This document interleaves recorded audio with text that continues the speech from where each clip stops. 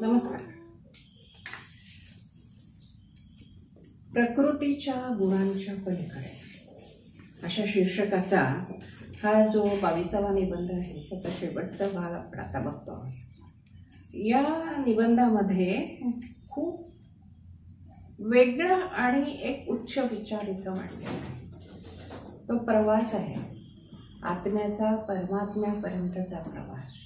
आणि म्हणून मागच्या भागात आपण बघितलं तसं आपल्यातल्या या 3 पुरुषांचा, पहिल्या पुरुषापासून तर उत्तम पुरुषापर्यंत, पुरुषोत्तमापर्यंत जाण्याचा हा प्रवास आहे. व्यावहारिक पुरुषापासून पुरुषोत्तमापर्यंत जाण्याचा हा प्रवास आहे. या 3 अवस्था आपण बघितल्या. आणि हा प्रवास कसा जातो, हे 3 पुरुष नेमकं काय, कशाला म्हणायचं, कशा पद्धतीने या 3 पुरुषांची आपली ओळख होते, हे सगळं आपण मागच्या भागामध्ये बऱ्यापैकी सविस्तरपणे बघितलं. बऱ्यापैकी अशासाठी की हे कितीही सविस्तर बघायला गेलं तरी वेळ पुरणारच नाही.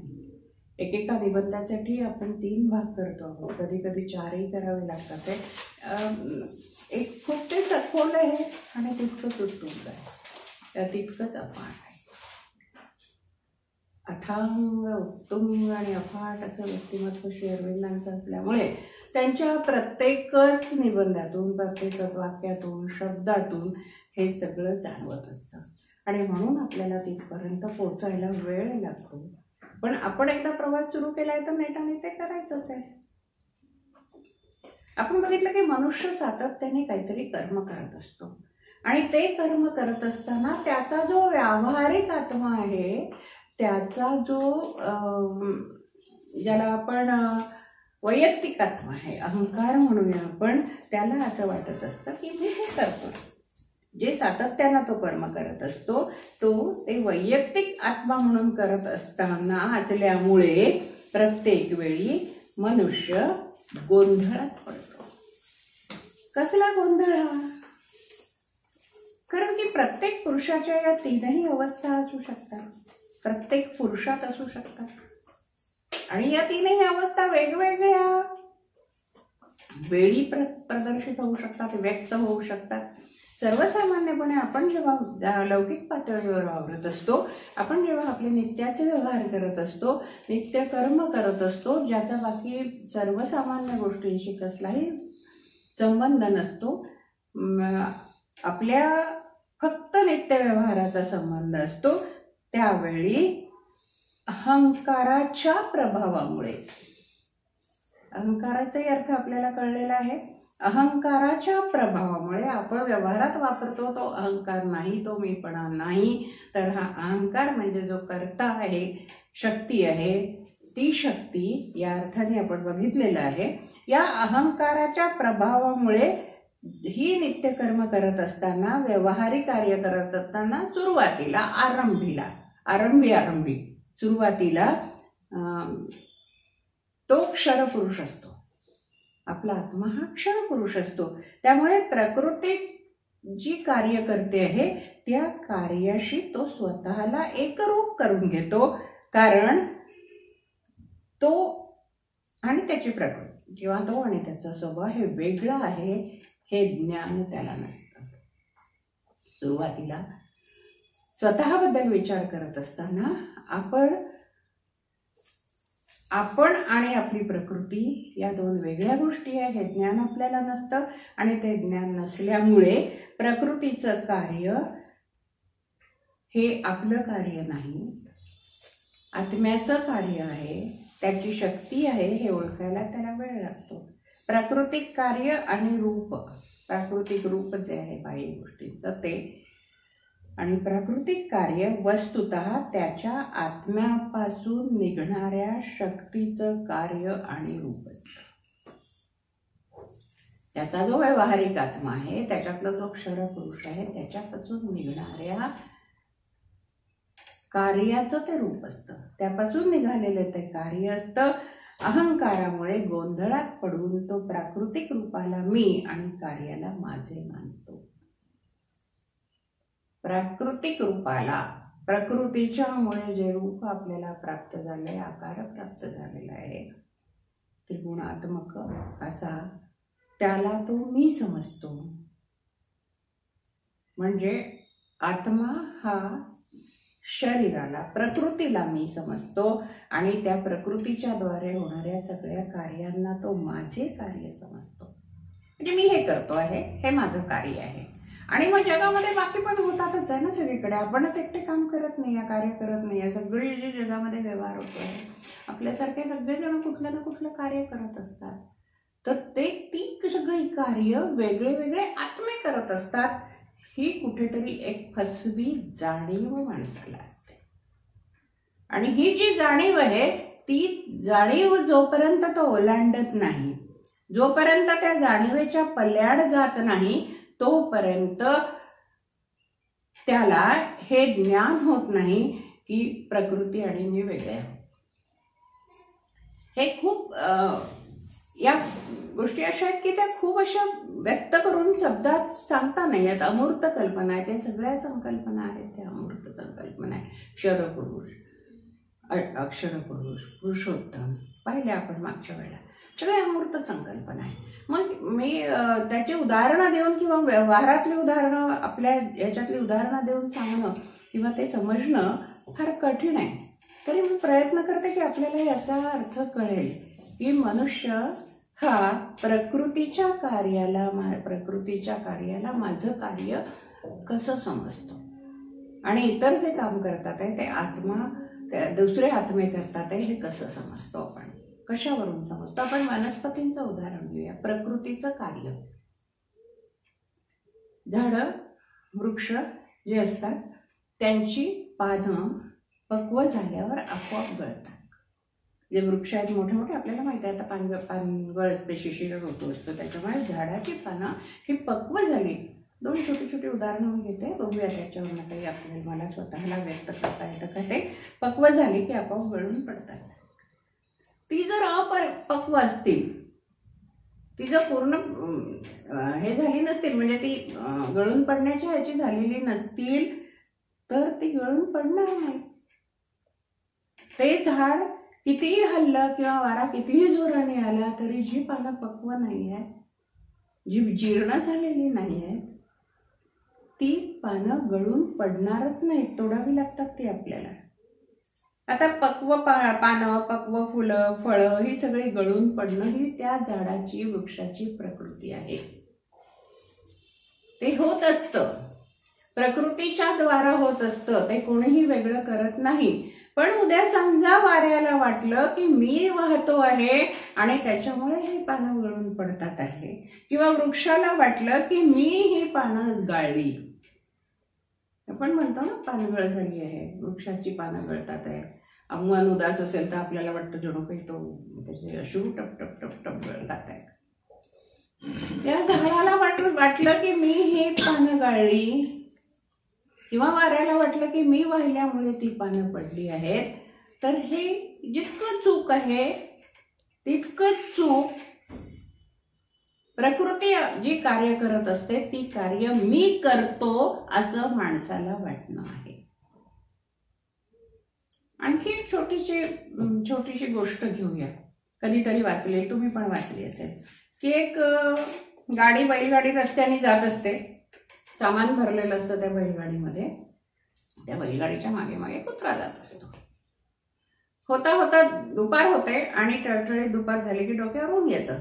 ऊन आल्याबरोबर तो छोटासा कुत्रा असतो, त्या कुत्र्याला ऊन लागायला लागतं. तो त्या बैलगाडीच्या खाली शिरतो आणि त्याच्या सावलीतनं त्या बैलगाडीच्या बरोबर बरोबर बरोबर चालायला लागतो.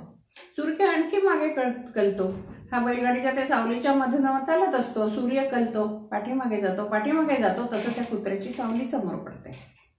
बाई गाडी ओढत असतात आणि तो कुत्रा असतो, तो कुत्र्याची पण सावली समोर पडते आणि ती सावली कुत्र्याची समोर पडल्याबरोबर त्याला एकदम वाटतं की अरे वा, ही गाडी मीच ओढतोय की, माझ्यामुळेच चालली आहे, मी ओढून देतोय. हे जितकं भ्रामक आहे तितकंच भ्रामक मी कार्य करतो ही भावना आहे. आपल्या हे आतून कुठून तरी आपल्याला कळतं, कारण की सगळं ज्ञान हे आपल्या आतच आहे, बाहेर काहीच नाही आहे. तो आत्मा आतच बसलेला आहे. क्षरपुरुष आतच आहे, अक्षरपुरुष आतच आहे, पुरुषोत्तमही आतच आहे. जेव्हा आपल्याला या सगळ्या गोष्टी आतून कळतील तेव्हा कळतील. अशी बाह्य कितीही प्रयत्न केला मी तरी मला स्वतःला ते जे कळलं आहे ते व्यक्त करणं कठीण आहे, कारण की ते सगळं शब्दातीत असतं. ॲब्स्ट्रॅक्ट थिंकिंग म्हणतो ना आपण, ते हे असतं की नाही, डोळ्यासमोर काही नाही आहे आणि तरी सुद्धा विचार करायचा आहे, अमूर्त गोष्टीचा विचार करायचा आहे. त्यावेळेला काही जेव्हा डोळ्यासमोर आणताच येत नाही पण तरीही आपल्याला आतून समजलं असतं, तेव्हा त्याला आपण समजलं असं म्हणतो. असं जे आहे, ही जी वृत्ती आहे किंवा ज्याप्रमाणे आत्म्याचं असं असणं आहे, असं हे मांडण्यासाठी श्री अरविंदांनी इथे एक जो विचार मांडलाय तो आपण वाचूया. 265 पृष्ठावर आहे. पुरुषोत्तम हाच ईश्वर, सर्व अस्तित्वाचा प्रभू, सर्व भूत महेश्वर आहे. सर्व भूतांचा ईश्वर महेश्वर आहे. तो आपली क्रियाशील प्रकृती व्यक्त करतो. जीवात ही प्रकृती व्यक्त केली जाते. जीवाच्या स्वभावाला धरून हिचे कार्य चालते. अर्थात जीवाचे ठिकाणी ईश्वराने निश्चित केलेला जो व्यवहार नियम किंवा धर्म असेल त्याला अनुसरून या धर्माचे जे महत्त्वाचे भाग जीवाला पाळणे अनिवार्य असते त्या भागांना अनुसरून प्रकृतीचे कार्य चालते. ते खूप एकातेक गुरफटलेलं आहे. त्यामुळे इतकं सहजासहजी पटकन असं नाही सांगता येणार मला. पण एक गोष्ट याच्यामध्ये लक्षात येते आणि ती गोष्ट अशी की प्रत्येकाच्या मध्ये जो ईश्वर आहे, ईश्वराचा अंश मी म्हणत नाही, कारण की ते तुकडे पडणारी गोष्ट नाही आहे. विभाजन होत नाही, अविभाज्य गोष्ट आहे. म्हणजे अविभाज्य गोष्ट आहे ती तुकड्यांनी आपल्यामध्ये अंश कसा असेल. संपूर्ण परमेश्वर आपल्यामध्ये आहे, प्रत्येकामध्ये आहे, चराचरामध्ये आहे, प्राणी मात्रामध्ये आहे, कारण ही एकाचीच अनेक रूप आहे. एखादा मोठा आरसा असेल, त्याच्या समोर एखादी व्यक्ती उभी असेल, तो आरसा फुटला आणि त्याचे सगळीकडे तुकडे तुकडे तुकडे तुकडे विखुरले तर आपलं प्रतिबिंब म्हणजे आरशासमोर उभ्या असलेल्या व्यक्तीपुढे प्रतिबिंब प्रत्येक तुकड्या पूर्ण असतं. तुकड्या तुकड्याने प्रतिबिंब, एकामध्ये कान दिसतोय, एका तुकड्यात ताण दिसतोय, एका तुकड्यात हात दिसतोय, एका तुकड्यात गळा दिसतोय, असं नसतं. प्रत्येक तुकड्यात, कारण ज्या तुकड्यामध्ये आपण बघतो खाली पडले त्याच्यातल्या कुठल्याही तुकड्यामध्ये आपण बघितलं तर आपण पूर्ण दिसतो. त्या अख्ख्या उभ्या आरशात सुद्धा आपण पूर्ण दिसत असतो. त्याच्या तुकड्यातही आपण जेवढा तो तुकडा आहे तेवढ्या तुकड्यामध्ये आपलं प्रतिबिंब जेवढं दिसू शकतं आहे, जी मर्यादा आहे, चौकट आहे, तेवढं पूर्ण असतं. चेहरा पूर्ण असेल, अर्धवट चेहरा त्याच्यात दिसणार नाही. तसंच प्रत्येक जीवामध्ये परमेश्वर पूर्ण अंशाने आहे, अंशरूपाने नाही. संपूर्ण परमेश्वर अशा सगळ्या ह्याच्यामध्ये, या सगळ्या जीवसृष्टीमध्ये, सजीव निर्जीव सृष्टीमध्ये, या ब्रह्मांडामध्ये सगळीकडे पूर्ण आहे. त्याच्यामुळे त्या परमेश्वराच्या आज्ञेने प्रकृतीचं कार्य चालतं. तो बसलेला आहे, फक्त खूप मागे आहे, जाड जाड पडद्यांच्या आड, खूप पाठीमागे. खूप अशा रहस्यमय चित्रपटामध्ये दाखवतात ना की तो जो काय कोणी आज्ञा देणारा खलनायक असतो तो इतका कुठेतरी आतमध्ये असतो की तो कोणाला दिसत नाही, पण त्याच्या आज्ञा सगळ्यांना ऐकू येतात आणि त्या आज्ञेबरोबर सगळेजण पटापटा पटापटा कामं करत असतात. तिथे खलपुरुष असतो, इथे प्रत्यक्ष ईश्वर आहे. खलत्वाचा इथे कुठेही संबंध नाही. मी समजावं म्हणून उदाहरण दिलं. जीवाच्या अहमय प्राकृतिक विभागात पण ईश्वराच्या विभागात पण ईश्वराच्या प्रकृतीचं कार्य चालतं. तिथं जीवाला बांबवून सोडणारा, एकमेकांवर कुरुहोडी करणारा प्रकृतीच्या 3 गुणांचा खेळ चालतो. ही त्रैगुण्यमयी माया पार करून जाणं मनुष्याला फार अवघड जातं, दुरापास्त आहे ते. तथापि त्याला 3 गुणांच्या पलीकडे जाऊन या दुरत्यया मायेला हरवता येतं. ही जी माया आपली आहे ती अवघड वाटणारी, तिला हरवता येतं. ईश्वर आपल्या प्राकृतिक शक्तीने, क्षर पुरुषातील प्राकृतिक शक्तीने वरील सर्व व्यवहार करतो. सर्व व्यवहार जे चालू आहेत ते सुद्धा ईश्वराच्या करण्याने चालू आहेत. त्याच वेळी अक्षर पुरुष या आपल्या अंगात वा रूपात अगदीच अलिप्त असतो, उदासीन असतो. तिथेच अक्षर पुरुष पण असतो, पण तो अत्यंत उदासीन, शांत बसलेला आणि नुसता बघत असतो. समदृष्टीचा असतो, सर्वगामी आणि सर्वातीत असतो. 3ही ठिकाणी ईश्वर प्रभुत्व गाजवतो. सर्वोच्च स्थानी तो परमेश्वर पुरुषोत्तम असतो. अक्षराच्या प्रांतात तो प्रभू आणि विभू असतो. सर्वाध्यक्ष आणि सर्वव्यापी निर्व्यक्तिकता धारण करतो आणि क्षरांच्या प्रांतात तो अंतर्यामी, सर्वांतर्यामी, इच्छाशक्तीचे आणि सर्वगत क्रियाशील प्रभूचे रूप घेतो. निर्व्यक्तिक रूपात हा ईश्वर आत्मतंत्र असतो आणि त्याच वेळी तो आपल्या प्रकृती तंत्र व्यक्तित्वाचा खेळ खेळत असतो. तो केवळ अव्यक्तिक नसतो, केवळ सव्यक्तिक नसतो. तो द्विमुखी, द्विरूपी एकच पुरुष असतो. अव्यक्तिक, सव्यक्तिक, निर्गुणो गुणी असतो. उपनिषदाच्या भाषांमध्ये त्याला निर्गुणो गुणी म्हटले. कोणतीही स्थूल गोष्ट सृष्टीत घडण्यापूर्वी तिची तशी पूर्ण योजना या ईश्वराने केलेली असते. तुझं सगुण म्हणू की निर्गुण आहे, सगुण निर्गुण हे एकच आहे. तसा तो परमेश्वर अक्षर रूपात, क्षर रूपामध्ये असतो. आपल्या बरोबर असतो, आपल्या जवळ असतो आणि आपल्यातच असतो. हा जो आहे हा वैयक्तिक आत्मा असतो. सर्व कार्याशी स्वतःचा संबंध जोडून अहंकारापोटी मी पापपुण्य माझच आहे असं तो मानत असतो. अहंकारापोटी हे होत असतो. आत्म्याला हवी असलेली स्वतंत्रता कशी मिळेल, ती कशी प्राप्त होऊ शकेल. आता आपण वाचलं त्याप्रमाणे आत्म्याला जर स्वतंत्रता प्राप्त करायची असेल तर त्याला एक एक प्रांत ओलांडावा लागतो. आत्म्याला प्राप्त होणारी स्वतंत्रता प्राप्त करण्यासाठी त्याला एक एक प्रांत ओलांडावा लागतो. प्रथम त्याला प्राकृतिक कर्मातून अंग काढून घेऊन अक्षराच्या प्रांतात जावं लागतं. प्राकृतिक कर्मातून अंग काढून घेऊन अक्षराच्या प्रांतात, क्षर पुरुषापासून अक्षर पुरुष म्हणजे ठराविक एका इयत्तेचा अभ्यासक्रम पूर्ण झाला, या वर्षीचा अभ्यासक्रम पूर्ण झाला की पुढच्या वर्षी पुढच्या वर्गात जायचं असेल तर या वर्गातून आपल्याला निघून जावं लागतं. त्याच वर्गात, त्याच इयत्तेत, त्याच खोलीमध्ये, वर्गखोलीमध्ये आपल्याला बसता नाही. शरीराने, मनाने, सगळ्यांनी आपल्याला त्या वर्गखोलीतून निघून वरच्या इयत्तेतल्या वर्गखोलीत जावं लागतं. तसं आत्म्याला क्षर प्रांतातून निघून अक्षर प्रांतामध्ये जायला लागतं. पुढच्या प्रगतीची अवस्था, अक्षराची अवस्था गाठायला लागते. तेव्हा आत्मा हा त्रिगुणातीत असतो. म्हणजे काय होतं की मी अक्षर ब्रह्म आहे, मी अव्यक्त पुरुष आहे, हे ज्ञान त्याला प्राप्त होतं. मी अविकार्य आहे, निर्व्यक्तिक आत्मा आहे, हेही त्याला जाणवतं. मी प्राकृतिक कर्मांचा आधार आहे, स्वतः कर्माचा केवळ अधिकारी आणि साक्षी आहे. प्रकृतीशी, तिच्या व्यवहारांशी एकरूप नाही. मी शांत, उदासीन, अस्फुट, गतिहीन, शुद्ध आत्मा, सर्व आत्म्यांशी एकरूप आहे.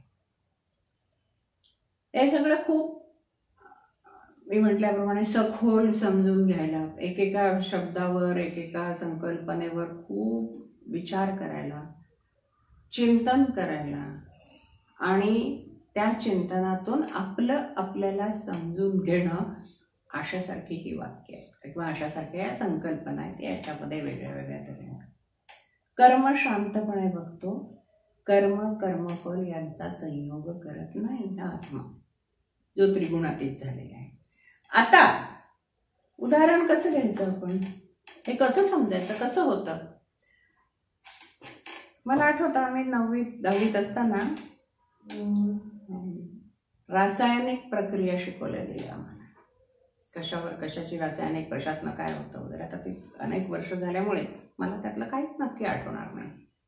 पण त्याही वेळेला एक गोष्ट जी मनात पक्की रुतून बसलेली होती, आणि ती गोष्ट अशी होती की या रासायनिक प्रक्रिया घडण्याच्या क्रियांमध्ये कधी कधी म्हणजे हे रसायन ते रसायन दोन्ही एकत्र केलं, त्याच्यावर ऑक्सिजनचा काय परिणाम, त्याच्यावर आणखी कशाचा काहीतरी परिणाम झाला, त्यातनं तिसरं रसायन उत्पन्न झालं, हे नष्ट झालं, संपलं किंवा ते कमी झालं वगैरे, असे त्याच्यावरती त्या रासायनिक क्रियेवर परिणाम होत असतात.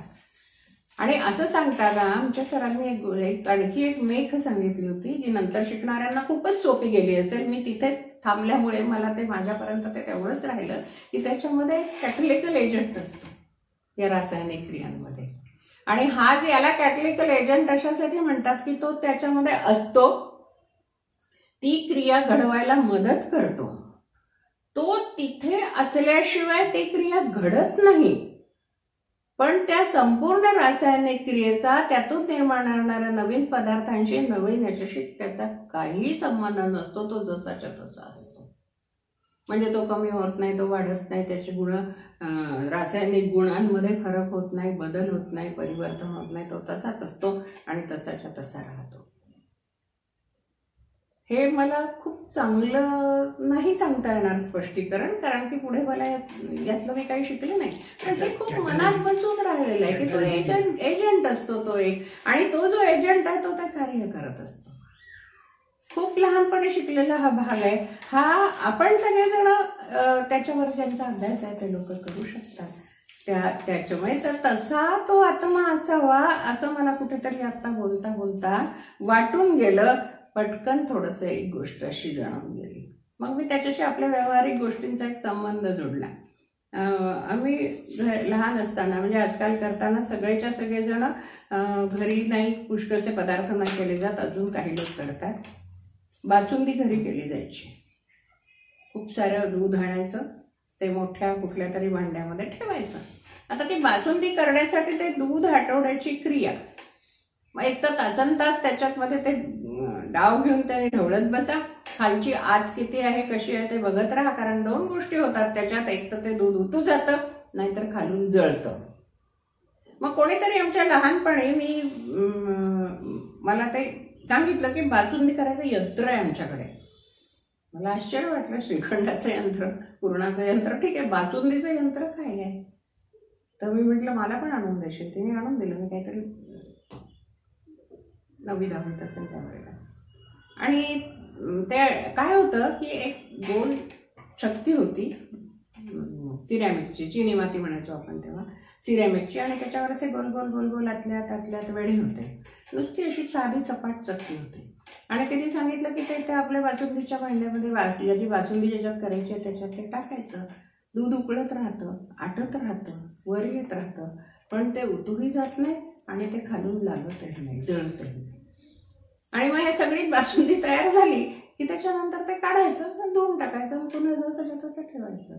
त्याचा काही त्यामध्ये फरक पडलेला नाही, त्याच्यातलं काही विजलं नाही, त्याच्यात काही कमी झालं नाही, त्याच्यात काही वाढलं नाही, किंवा त्याची चव, त्याचा रंग, त्याचं रूप त्या बासुंदीत काहीही उतरलं नाही. अगदी स्वच्छ पांढरी शुभ्र अशी ती बशीसारखी, बशी खोलगट असते, ही सपाट अशी होती. अनेकांनी पाहिलं असेल. तशासारखा हा आत्मा आहे आपला, की जे काय घडत असतं, व्यावहारिक दृष्ट्या घडत असतं, आपल्या आसपास घडत असतं, आपल्या मनात घडत असतं, व्यवहार चालू असतात, हे सगळं सुरू असताना सुद्धा तो काही नाही, शांत स्थितप्रज्ञ. त्याच्यात कशातही भाग घ्यायचा नाही, कशातही बोलायचं नाही, कशातही मध्ये आपलं म्हणायचं नाही, हे माझंही म्हणायचं नाही, लिपतायचं नाही. त्या सिरॅमिकच्या बशीला दूध सुद्धा कधी ओषटपणा असून चिकटलं नाही. पाण्याखाली दगडाबरोबर ते सगळं निघून जायचं, स्वच्छ होऊन जायचं, एकदम निर्लेप असणं. तर हा निर्लेपपणा आहे. गमतीचं उदाहरण मी दिलं, पण मला असं वाटलं की छान आहे, काही हरकत नाही थोडा वेळचं हलकं फुलकं बोलायला. तर ही आत्म्याची अवस्था आहे. ही सर्वश्रेष्ठ अवस्था आहे का? याचा उहापोह काय आहे की ही आत्म्याची जी शांत बसण्याची अवस्था, कशातच भाग न घेण्याची अवस्था आहे, निष्क्रिय नाही आहे पण उदासीन आहे. आत्मा कार्य करतो म्हणजे कार्य होतच आहे, तोच करतोय, कारण करायची शक्ती त्याचीच आहे, त्यालाच करावं लागतं आहे. परंतु त्याला जे करावं लागतंय ते करत असताना ते फक्त त्याच्या हाताने होत आहे, तो मी करत नाहीये. म्हणजे अगदी उदाहरण आपल्या सैमीच्या ह्याच्यातलं घ्यायचं तर आपण एखादी वस्तू आपल्या हाताने उचलतो, पण त्या हाताला त्याचं स्वतंत्र अस्तित्व नाहीये, तो आपल्या शरीराला जोडलेला आहे आणि तो आपल्या शरीरात आहे आणि आपण उचलतोय म्हणून आपल्या हाताने ती वस्तू उचलली जाते. नुसताच एखादा हात दिसू दे आणि त्याला एखादी वस्तू उचलू दे, काय आपल्या डोळ्यासमोर किती भयंकर त्याचं काहीतरी चित्र उत्पन्न होईल आणि हे काहीतरी विचित्र वाटायला लागेल की कुठलं तरी मिस्टर इंडिया वगैरे पाहिलं होतं ना आपण, तशासारखं एकच कुठलं तरी काहीतरी येत आहे आणि ते उचलतो आहे. एक हात येतो समोर आणि तो हात नुसता येऊन एखादी गोष्ट उचलतो, असं नाही होत. तो हात आपला असतो, कोणाच्या तरी शरीराचा असतो आणि त्या माणसाच्या व्यक्तीच्या शरीराची, मनाची, इच्छेची सगळी शक्ती त्या हातात आलेली असते, तेव्हा तो हात जाऊन ती वस्तू उचलतो. म्हणून सगळी शक्ती जी आहे ती आपल्या मनात आहे. तलवार धरण्याची शक्ती जरी मनगटात असली तरी ती तलवार उचलून शत्रूवर वार करण्याची शक्ती मनात असते, मनगटात नाही. तशासारखं हा आत्मा नेमका काय आहे, कुठे जातोय, कुठे पोचतोय, हे सगळं जे आपण पाहू तर त्याची ही उठाठेव जी आहे ती या सर्वश्रेष्ठ अवस्थेची श्री अरविंद म्हणतात 267 पानावर, आत्म्याची ही अवस्था सर्वश्रेष्ठ अवस्था आहे का? त्यांनी प्रश्न उपस्थित केलाय. यापेक्षा श्रेष्ठ अवस्था असूच शकत नाही असं आहे काय? हे सर्वोत्तम रहस्य आहे काय? ही सर्वश्रेष्ठ अवस्था सर्वोत्तम रहस्य असू शकत नाही, कारण ही अवस्था मिश्र किंवा विभागयुक्त असते, पूर्ण संवादी नसते. या अवस्थेत एकरूप अस्तित्व नाही, द्विधा अस्तित्व आहे. या अवस्थेत आत्मा स्वतंत्र असला तरी त्याची प्रकृती अपूर्ण आहे. तेव्हा अस्तित्वाची, आत्म्याची ही अवस्था उच्चतम नव्हे तर आत्मविश्वासाची ती एक पायरी आहे. मग या अवस्थेपलीकडे हिच्याहून श्रेष्ठ अवस्था कोणती? संन्यासी अवस्था हे एक या प्रश्नाचं उत्तर होऊ शकतं, एक उत्तर होऊ शकतं. प्रकृतीचा, कर्माचा करता येईल तेवढा त्याग करणे हे संन्यासाचे स्वरूप पाहता या अवस्थेत एक प्रकारे निर्भेळ विभागहीन स्वातंत्र्य आत्म्याला लाभते, हे खरे. पण गीता हे उत्तर मान्य करते, पण स्वतः याने संतुष्ट होत नाही. गीतेलाही सर्व कर्म संन्यास मान्य आहे नव्हे, त्यावर गीता जोर देते आहे. पण गीतेला इष्ट असणारा हा संन्यास कर्माचा स्वरूपतः बाह्य संन्यास आहे. कर्माचा स्वरूपतः बाह्य संन्यास नव्हे तर आंतरिक संन्यास होय. गीता म्हणते, मोक्षेच्छूने सर्व कर्मे आतून अंतःकरणाने भतून ब्रह्मार्पण करावे. जो आपण वृत्तीचा संन्यास म्हणतो, विचारांचा संन्यास म्हणतो, तो संन्यास. प्रकृतीचा संन्यास म्हणजे भगवी वस्त्र परिधान करून एखाद्या निर्जन स्थळी जाऊन राहणं, काही अंशाने हा जरी ठीक असला तरी हा जो कर्मसन्यास आहे, हा कर्मसन्यास गीतेला पूर्णतः मान्य नाही. गीतेच्या म्हणण्याप्रमाणे कर्म करायचीच आहे, फक्त ती ब्रह्मार्पण करायची, कृष्णार्पण करायचे, इदं न मम या अर्थाने करायचे. हे मी कार्य करतोय, हे माझं नाही, मी केलेलं नाही, माझ्यासाठी झालेलं नाही. ही जी अवस्था आत्म्याची आहे, पुरुषोत्तम हा सर्व चराचराच्या ठाई आहे. गुप्त रूपाने तो राहतोय, आपल्याला दिसत नाही, आपल्याला माहिती नाही गुप्त रूपाने तो राहतोय. तो प्रत्येक वस्तूच्या ज्या वस्तू ज्या जीवात राहतो त्या वस्तूच्या जीवाच्या स्वभावाच्या अनुसरून कार्य करतोय. अहंभावाला विकृत रूप येऊ देत नाही, अहंकाराची प्रतिक्रिया नसते, म्हणजेच एकत्व आणि समत्व, दिव्यत्व असं प्राप्त होतं. हे कार्य कसं आहे? गीतेच्या 3ऱ्या अध्यायामध्ये 10 ते 13 अशा श्लोकांमध्ये ही अवस्था दिली. आपण गीताईमधली ही वाचूया. ब्रह्मी ठेवून या कर्मे संग सोडोनी जो करी पापेन लिप्त तो होय पद्मपत्र जसे जळी. देहा मनाने बुद्धीने इंद्रियांनीही केवळ आत्मशुद्धर्थ निस्संग योगी कर्मे अनुष्ठती. युक्त तो फळ सोडून शांती निश्चळ पावतो अयुक्त स्वैरवृत्तीने फळे आसक्त मानते. मनाने सर्व कर्मे सोडोनी संयमी सुखे नवद्वारपुरी राहे करीना करवी नाही. जो या शरीरात नवद्वारपुरी नऊ दारांच्या 9 खिडक्यांचा डोलर तसे 9 द्वारांच्या या पुरात या शरीरात जो आत्मा राहतो आहे निस्संगपणे असा राहतो आहे जसं जळामध्ये कमलपत्र ज्याचा पाण्याला स्पर्श होत नाही असं, किंवा असा राहतो आहे की जे सर्व काही जे काय आहे ते ब्रह्मार्पण आहे असा जो राहतो आहे तो खरा निस्संग आहे.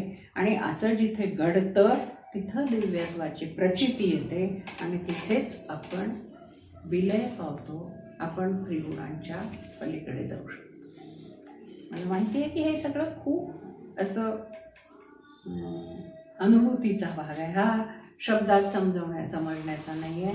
आपण जितके वेळा वाचत जाऊ, जितके वेळा याच्यावर विचार करत जाऊ आणि जितके वेळा आपण यातनं नेमकं काय आहे हे समजायचा प्रयत्न करू त्यातनं आपल्याला हे सगळं उलगडत जाईल.